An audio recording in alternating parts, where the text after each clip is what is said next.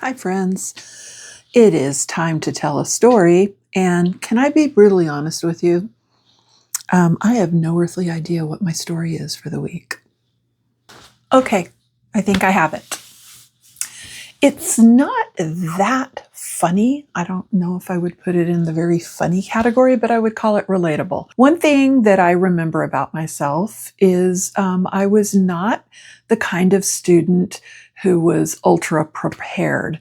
For instance, when a project was assigned at school, as a teacher, I've been through many a solar system project and all kinds of things that we've assigned to the kids. And it seems like nowadays it can become a family affair where, when the kid doesn't tell their parent that they have a big project due on a certain date, and at the very last minute, they're like, oh, by the way, half my score is based on this project and I have no supplies and it's due tomorrow, which I know for you parents is like one of your nightmares and something you try to tell your kids to warn you about in advance.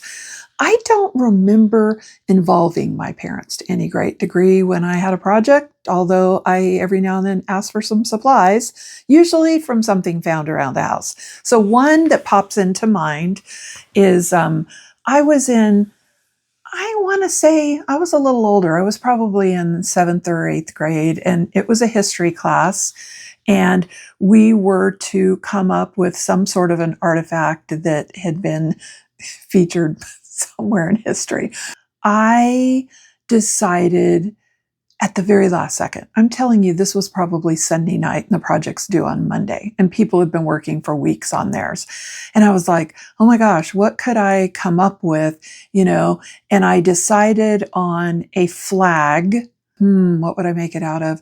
Well, my mom kept a rag box in the garage, and we called it the rag box. Basically, it was a big box with leftover, worn out holes in them, shirts or assorted materials. I want to say we used old cloth diapers as dust cloths.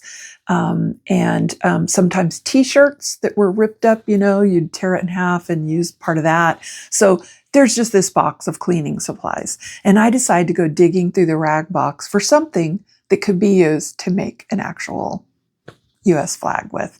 And so I dug around and found what I believe was an old sweatshirt of somebody's. And it was big enough that I could cut a flag out of it. It was a beige or white color. And so I could draw on it. Now, I didn't have any special tools for drawing on material. And I want to say I did it maybe with crayons, maybe with markers, but I drew an American flag.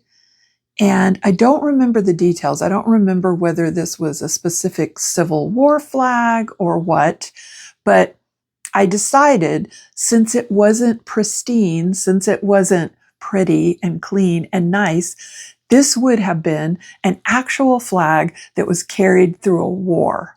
Okay? Hence the frayed edges. I mean, I probably just jaggedly cut with the scissors a piece of cloth that this would work on. Now I need to put it on a flagpole. So I go out to my dad's wood pile where he kept firewood and started digging for something appropriate. And there was what looks like a tree branch, a nice tree branch that would make a good solid pole for this flag. I did, I believe, ask my dad, I don't think I did this, for a couple nails or tacks, and he was able to help me tack this flag onto this stick.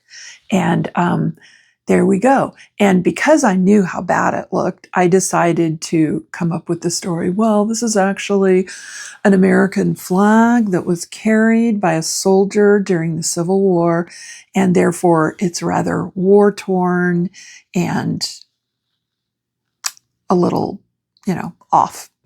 I don't know. And would you believe, I mean, literally, I'm handing this in going, oh man, if this flies, it's going to be a miracle. I got a very good score on it. And my teacher remarked at how creative it was. And just the whole idea that this flag looks this way because it was carried in a war, in a battle.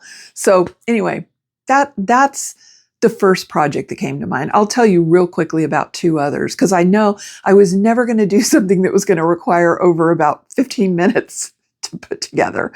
And so one other one I remember at that same time period was having to do an invention. And I remember getting a long piece of wire, some kind of gold or copper wire that my dad had at his workbench. And I wound it into what I thought looked like the shape of a pair of glasses. And I put saran wrap for lenses. And I called them Benjamin Franklin's invention of eyeglasses. And that's another one that I don't remember getting a particularly bad grade. Got an A or B on that. That's our Saturday story. Hope you're having a great weekend, and I'll see you next time.